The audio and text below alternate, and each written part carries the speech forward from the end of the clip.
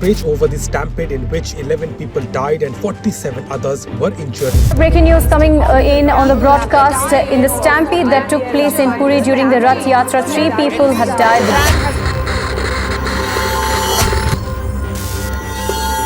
क्या भारत में अब स्टैम्पेड का होना एक आम बात है? In the stampede that took place in Puri during the Rath Yatra, 3 people have died. Dead, several others are injured and many are missing.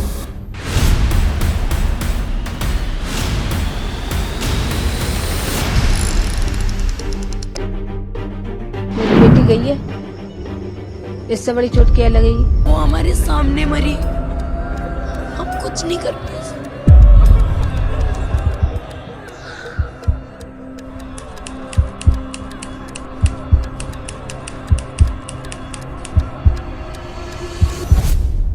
Hello learners, welcome to topics. मेरा नाम है नवीन कुमावत। स्टैम्पेड यानी भगदड़ एक ऐसी सिचुएशन जहां लाखों लोगों के बीच हुई कुछ मिसअंडरस्टैंडिंग, पैनिक, एक्साइटमेंट या कंफ्यूजन से अफरा तफरी मच जाती है। अब चाहे वो भीड़ किसी जश्न की हो या फिर किसी मेजर क्रिकेट विक्ट्री की, ऐसी सिचुएशन में एक चीज का होना लगभग तय है, डेथ्स। हाल ही में बेंगलुरु में हुई भगदड़ में कुछ ऐसा ही हुआ, जहां पूरी दुनिया की सबसे बड़ी क्रिकेट लीग आईपीएल का फाइनल हुआ और सबकी चहेती आरसीबी ने पूरे 18 साल बाद इस लीग को जीता। लेकिन किसी को ये पता नहीं था कि ये जीत का जश्न एक दर्दनाक लम्हे के रूप में याद रखा जाएगा। अब बात सिर्फ इसकी ही नहीं, भारत में बीते 5 सालों में ऐसे कई किस्से हुए, जिसमें से 3 ऐसे किस्से हैं जो कुछ महीनों पहले ही हुए थे। फरवरी 15 को हुआ new Delhi railway station stampede, जहां कुल 18 लोगों की जान गई। जनवरी 29 को हुआ महाकुंभ स्टैम्पेड, जहां कुल 30 लोगों की जान गई।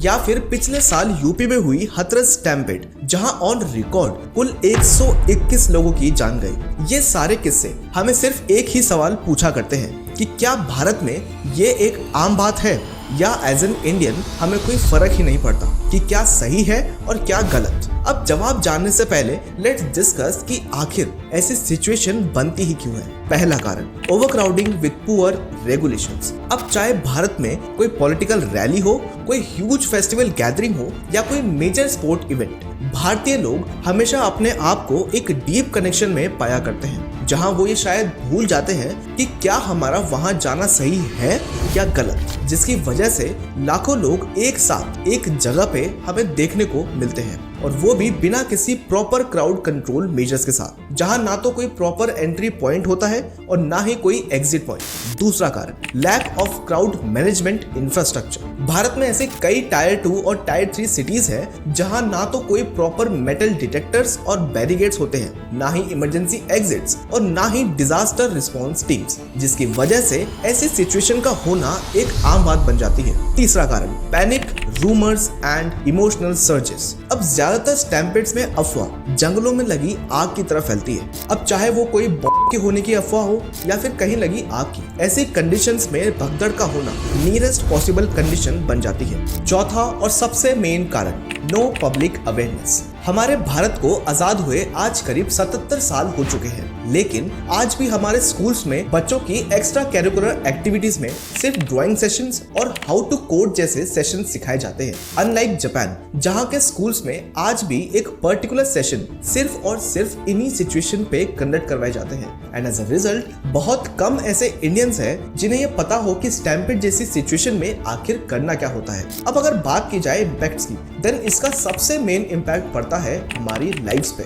अब स्टैम्पेड ही नहीं बल्कि ऐसी कोई भी सिचुएशन में सबसे ज्यादा खतरा जिसे होता है तो वो है बच्चे, womens and their elder ones. पिछले साल यूपी में हुई हाथरस भगदड़ में कुल 121 लोगों ने अपनी जान गंवाई, जिसमें से 112 तो सिर्फ वुमेन्स ही थी, जिसके पीछे सिर्फ एक कारण था, वहां मौजूद गुरुजी के चरणों का आशीर्वाद लेना। दूसरा, साइकोलॉजिकल ट्रॉमा।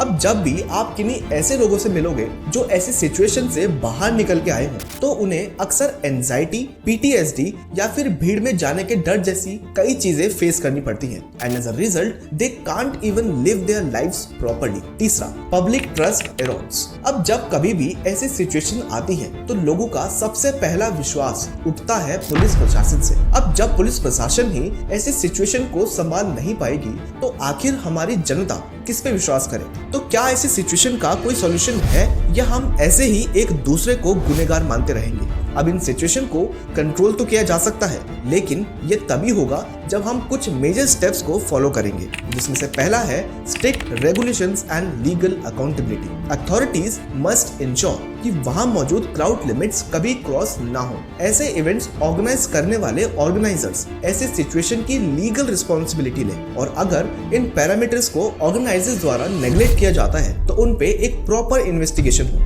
दूसरा, infrastructure and tech based solution. आज जहां ड्रोन्स एक एनिमी कंट्री पे 24/7 सर्विलेंस के लिए काम आया करते हैं, तो उनसे हम क्यों ऐसी सिचुएशन का अनुमान नहीं लगा सकते?